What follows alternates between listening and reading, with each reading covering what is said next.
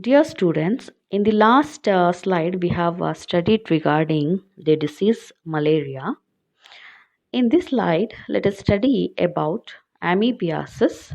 This disease is also called as amoebic dysentery. So this is the another name of amoebiasis.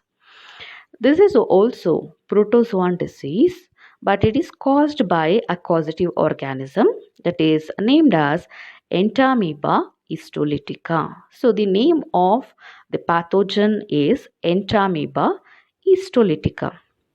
So this pathogen is endoparasite. That means it lives inside the host and it causes disease. Then the question is how this parasite get enters into our body. Yes, generally it enters through contaminated water and food. Say for example, we are healthy, the water what we are taking that is contaminated with the pathogen. If we consume the contaminated water or food, there is a chance of getting infection. And sometimes housefly act as a mechanical carrier to carry pathogen from one region to another region. You can't say housefly as a vector. It will not directly inject the pathogen into the body, just it will carry the pathogen from one region to another region so that it is acting as a mechanical carrier. Usually, patients' feces consist of pathogen. Housefly will sit on the feces and it will carry the pathogen to food and food product so that food products will be get contaminated.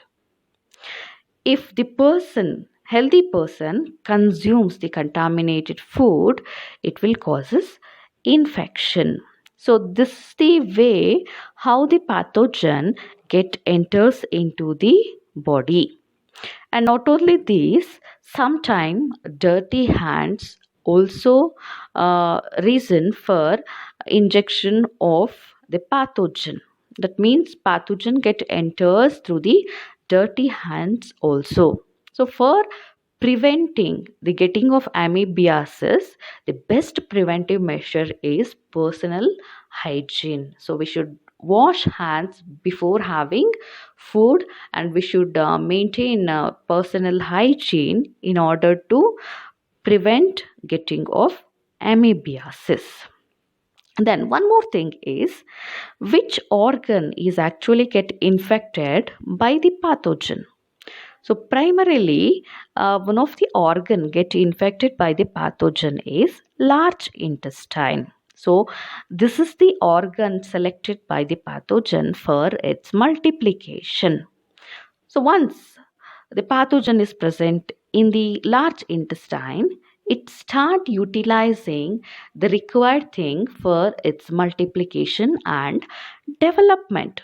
So, most of the symptoms of amoebiasis related to the large intestine. That means it will disturb the function of a large intestine. So, most of the symptoms of this disease related to the function of large intestine.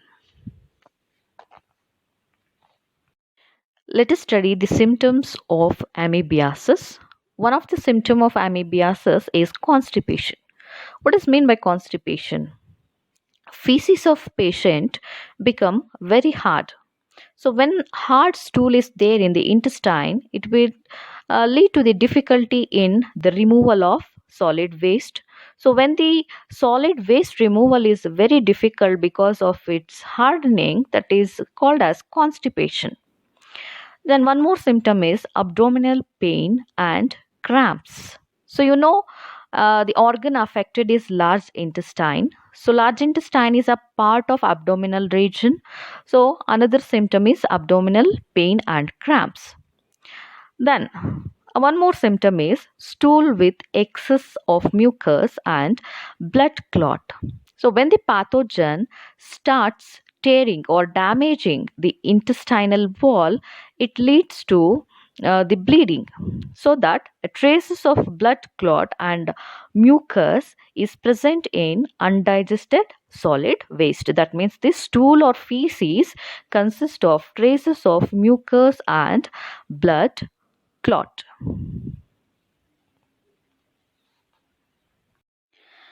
Ascariasis is a kind of disorder.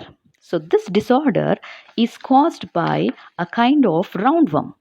So what is the name of this roundworm? So roundworm is named as Ascaris lumbricoid. So Ascaris lumbricoid is the pathogen of Ascariasis disease. How do this pathogen is get enters into our system? How it actually causes Ascariasis disease? So pathogen get enters into our system by different way. Through contaminated water it can get it entry, or contaminated vegetables and contaminated fruits. So in these contaminated things, the pathogen is present in the form of egg. Sometimes the eggs of worm is also present in the soil. If the children's or we if we swallow the soil consisting of egg, it will cause us infection. So primarily intestine is get affected by the eggs of Ascaris. So when these eggs are present in the intestine, it will take some period of time to develop in our system. That means it will not develop directly into worm in a short period, because the incubation period of these worm is little slow.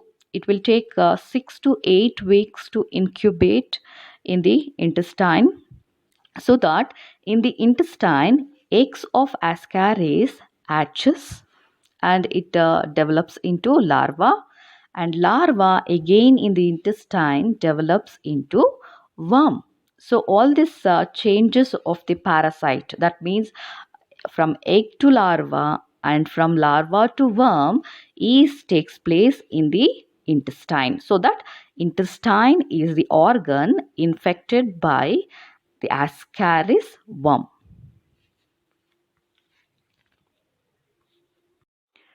Yes, let us move to the symptoms of ascariasis. So you are knowing that ascariasis leads to the infection of intestinal region. That means the primary organ get infected by this disease is intestine.